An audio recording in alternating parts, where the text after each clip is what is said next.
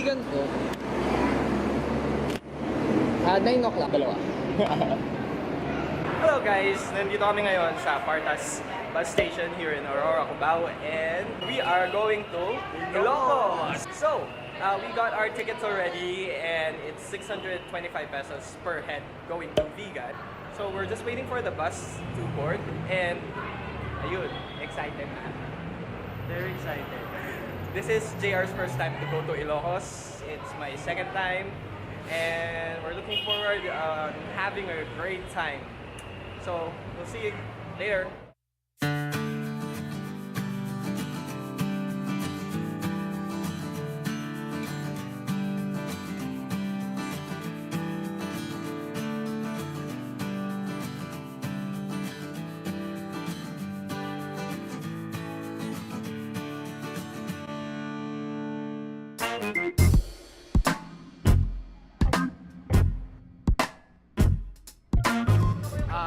Our bus leaves by 9 p.m.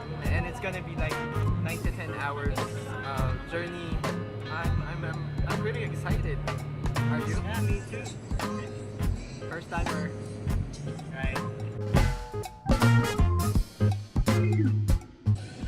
Alright guys, we're leaving na and this is it. CJR kain ng kain siya. Tutog daw siya.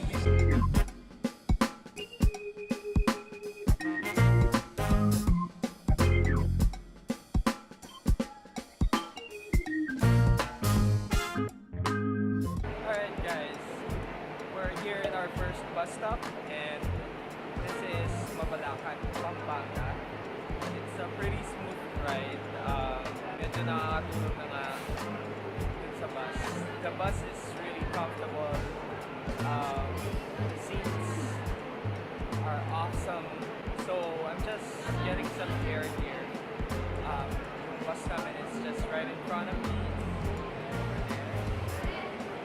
So the bus stop in a few more minutes, then we'll continue the journey to Ilocos. We're here in SISON, Pangasinan, and it's our last stop going to Vigan. Just waiting for my hot dog to be served, and then I'm off back to the bus.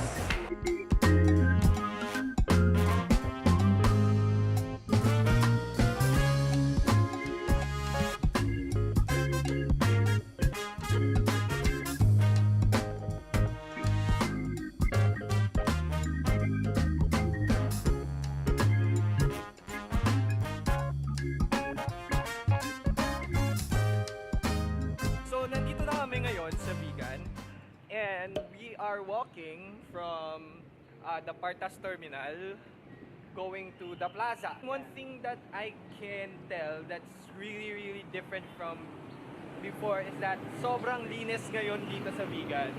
Na-notice din ni JR kanina na sobrang linis daw nga talaga. Well, it is super clean here. Ayun, maglalakad lang kami. This is just gonna be a walking tour of Vigan, and then later mamaya pag mamayang hapon after lunch we're gonna go to Lawag. He is looking forward dun sa Ilocos Empenadas. Yes, the famous empanada. So ayun, The authentic one.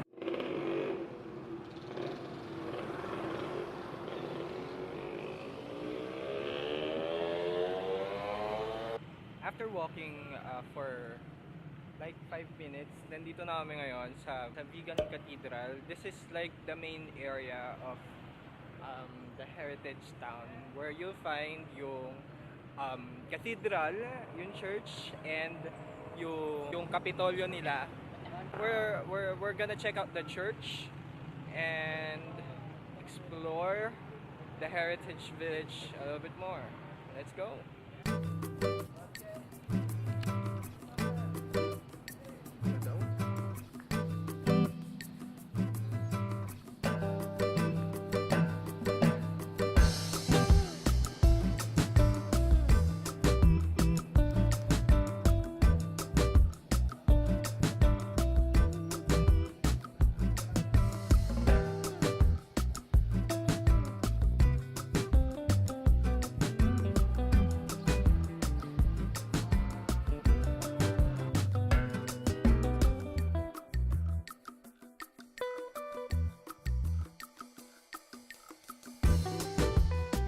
Hi guys, we're here sa Plaza Salcedo. We're just checking out the plaza. The plaza. And the fountain that is not yet on. Yeah. The fountain's open from 7 to 8 p.m. Well, I'm really impressed dito sa Vigan because it's really clean. Very, sabi nga ni JR, ano sabi mo kanina? It's very peaceful. Yes, it's like we're back in 80s. It's like peaceful sa 80s lang. Yeah, peaceful, di ba? So ayun, paikot-ikot lang. It's just a walking tour for today. And so far we're enjoying. Yeah, saka yung hangin sobrang fresh. Yeah, medyo busy na din siya. Medyo city na talaga. And it's nice to find a city that's so refreshing like Vigan. So nandito kami ngayon sa CRISOLOGO. It's the heritage. This is where you'll find the heritage village. And let's see, ayan. We're actually at the northern end of the heritage village. And ayun, we're gonna walk down to the southern end. Tapos, we're gonna check out the old houses. Yun lang, sightseeing lang ha. So, let's go!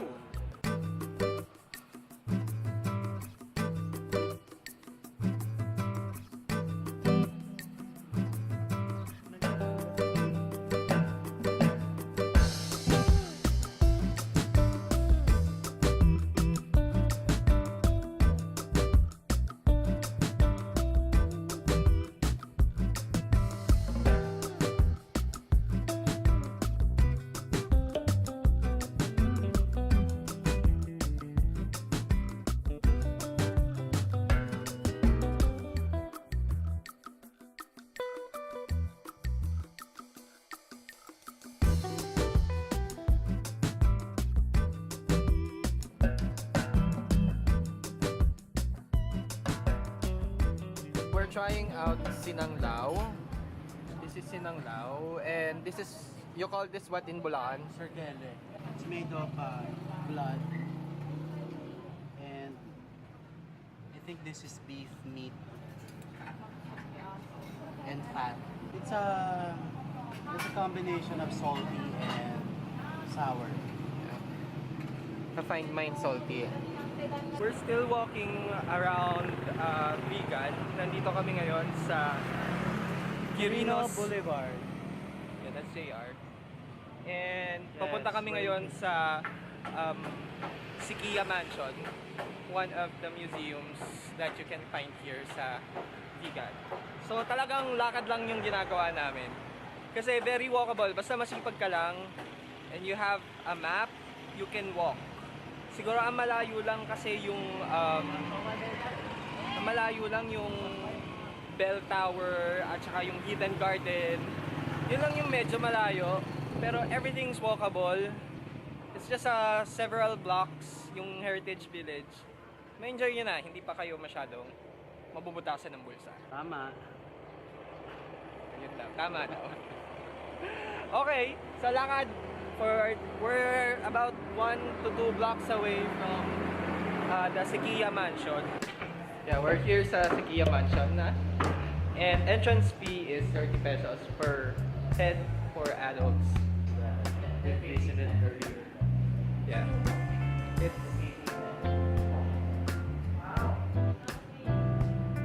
There we are.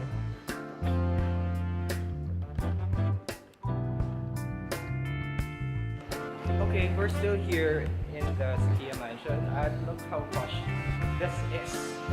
They have a patio on the second floor. Sosyalan, di ba? So, get a fountain. I don't know if this is part of the original house, but it looks like it.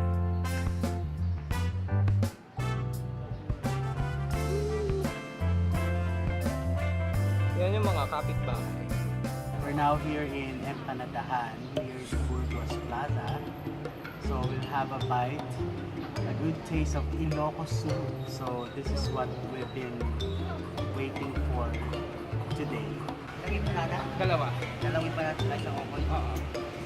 So right now we are completing our tour here in Ilocos Sur. I have here this empanada. This is practically Yum, yum, yum. the highlight of the trip. The empanada. This is my first bite of empanada in my entire life. So I prefer to use my So I'll have my first bite. I have to open the dispenser.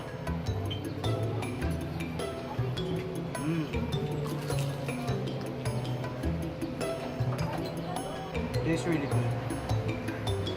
Napaka-crunchy nung balat. And the fillings, Nothing more than feelings. nothing more than fillings. Napaka-simple lang. I think it's egg. I don't know the vegetable. I'm not sure of the vegetable. Maybe it's bubos. How does it taste? A little salty. It's delicious. It's not overpowering. You can't say that you've been to Vigan without eating empanada, like the authentic empanada. So you can find the empanadahan here at Plaza Burgos, right side of the cathedral. It's a good way to end half of your day. It's a good way to lunch. So, ayun, kain muna kami. Gonna eat my empanada. Okay, pauwi na kami. Ay, hindi pala. Hindi pa. Papunta tayo Okay. sa Lawag. Ano, sa PARTAS Terminal, going to Lawag. So, we're done exploring Vigan and we're going sa PARTAS Terminal. Ayan. So, we're walking through CRISOLOGO Street on our way to PARTAS Terminal where we'll be taking a bus going to Lawag. It's time for 360! Here we go!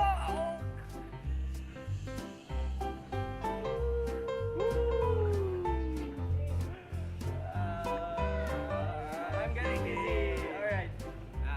That's it. See you guys.